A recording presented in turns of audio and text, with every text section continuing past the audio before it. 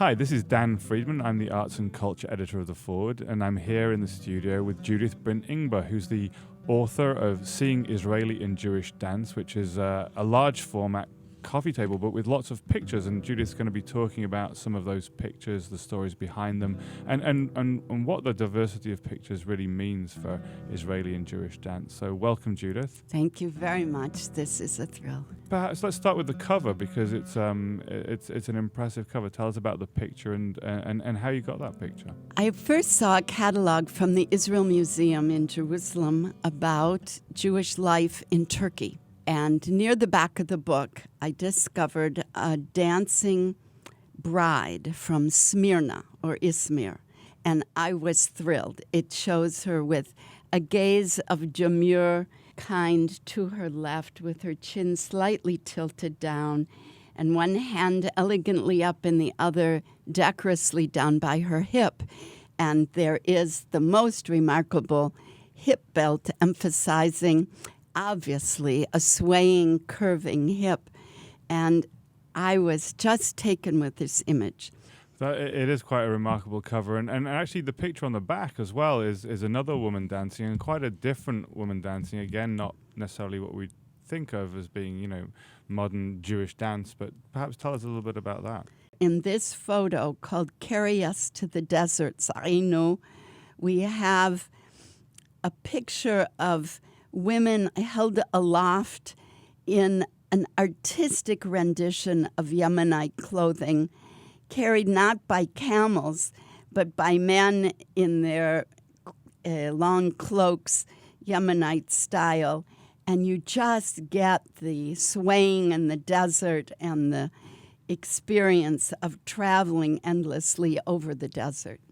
And who is this a photo of? Gertrude Kraus. She came to Israel escaping, really, but with foresight, moved from Vienna in 1935 and created the basis for all the modern performance, contemporary or expressionist dance. And we see her on the beach in Tel Aviv with an extraordinary backbend. And the picture is showing, I think, her ecstasy at the eternity of sun and wave, and she's personifying this kind of movement in an extraordinary pose that somebody who's not a hone dancer could never do.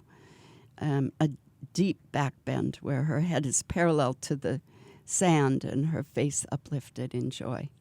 And so what's the oldest image you've collected? Actually, one of the oldest photos that I have is from a Hagadah in Sarajevo. It shows that same sensual movement of the women. In this case, it's an illuminated manuscript that belonged to the Cohen family in 1350. They had the means to hire an illuminator for their family Hagadah. And when the Jews were expelled from Spain in 1492, this Hagadah was secretly carried away with them and stayed in the family until the early 1900s, when the family was destitute. Luckily for all of us, the Hagadah ended up in the hands of the remarkable National Museum of Bosnia and Herzegovina, as it's now called.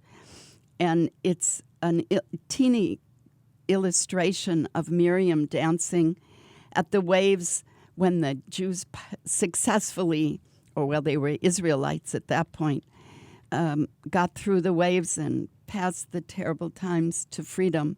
And Miriam is remembered in the Bible as our first choreographer. We've never forgotten her, leading the women in dance. You seem to have a number of different images of Ethiopian Jews. And so we see a picture of the Kes, the rabbi, in a ceremony, but this is a picture of of someone who's in a dance performance. And can you tell us? Exactly. So we have a twofold history of the Jews of Ethiopia and what dance does to invigorate their Judaism. But it also is an interview with Ruth Eshel, who created a modern dance company called Beta, which is Amharic, the language spoken by the Ethiopian Jews, for house. It sounds like a bit to me like bait, which is Hebrew for home or house. There are many styles in dance and many genres in dance. And when I was trying to figure out how to make a logic and a story about dance in Judaism through all kinds of periods of our lives as Jews in all kinds of communities, I came upon the idea of how do we look, how do we celebrate, how do we, in essence, be Jewish. And we are Jewish because I think no matter where we're found, we are celebrating life. And a major way of doing that is acknowledging our community together in dance.